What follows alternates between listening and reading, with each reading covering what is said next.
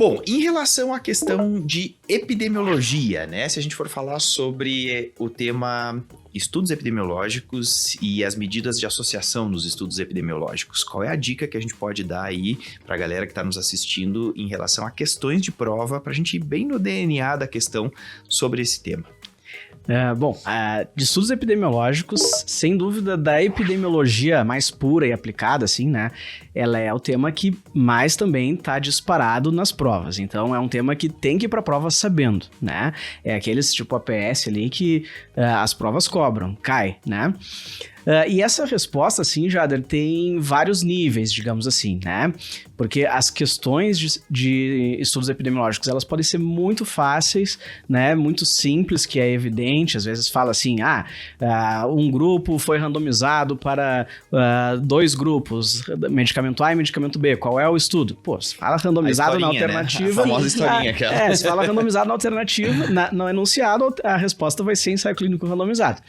Mas eu diria que, assim, tem 2 níveis. O primeiro nível, né, de estudos epidemiológicos. Um é, gente, precisa entender como que é o funcionamento de cada estudo e qual é a lógica de cada estudo, né? Cada estudo, ele tem um objetivo diferente. Então, se eu quero testar intervenções em saúde, eu vou fazer um ensaio clínico randomizado. Esse é o ideal, né? Eu vou separar os 2 grupos através de uma randomização, de um sorteio, e vou fazer uma intervenção em cada grupo, porque eu estou testando uma intervenção.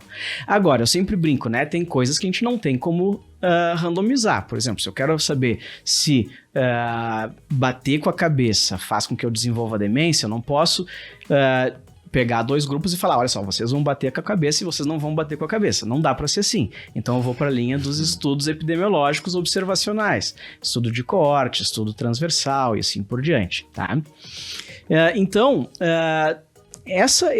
Para saber assim a fundo, eu sugiro dar uma olhadinha nas aulas, ver como que é o funcionamento de cada estudo, né? Ver qual é a lógica por trás do desenho de cada estudo. Então esse seria um nível mais hard que eu acho que precisa. Um nível mais simples, né? Tava brincando aqui com vocês, inclusive, né? Gente, assim, deu um branco total na hora da prova, não lembro de nada de estudos epidemiológicos. Estatisticamente, o estudo que mais cai na prova é estudo transversal. Então, tá na dúvida... Por incrível que pareça, né? Transversal. Por incrível que pareça. Não sei nada. Vai no transversal ou, às vezes, no estudo de coorte, que são os 2 principais que mais caem, né?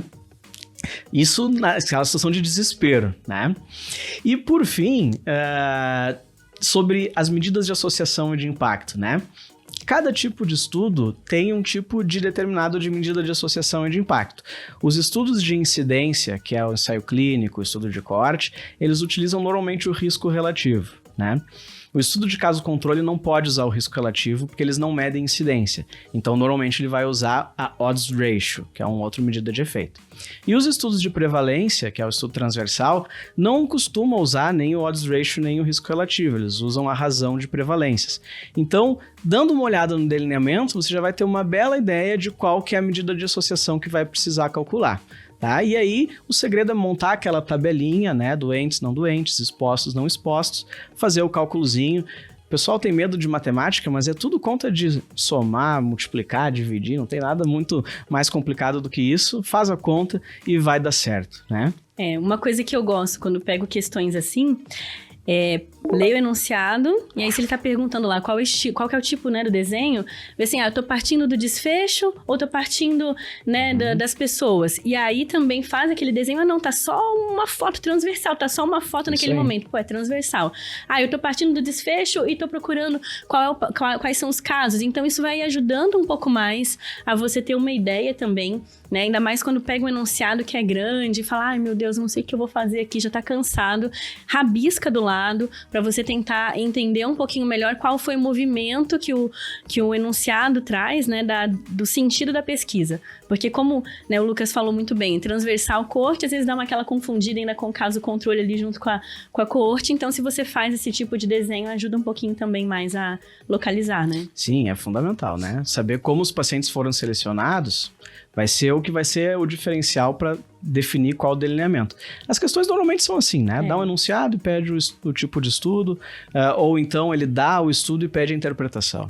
Não costuma ser muito diferente disso. E o rabisco é muito bom, né? Eu adoro dar essa dica também, porque às vezes parece que dá aquele branco na hora, né? Então assim, ó, faz ali, né? Faz uma bolinha ali, ó, de onde que ele tá partindo, faz a setinha onde que ele tá chegando, né? Ou um cotô pra um covô, né? Eu sou mineira, a gente fala assim, um cotô pra um covô. Exatamente. E aí você tentar identificar ali melhor, né? Sabe que quando eu ensino a esteroidogênese ovariana, né, que é um monte de rota bioquímica, eu digo, gente, ó, caiu questão, põe as duas bolinhas ali, desenha as duas bolinhas, põe a setinha, o colesterol que vai dar os androgênios que vão dar os estrogênios. E a partir dali vocês vão construindo o resto. Aí depois olha a questão.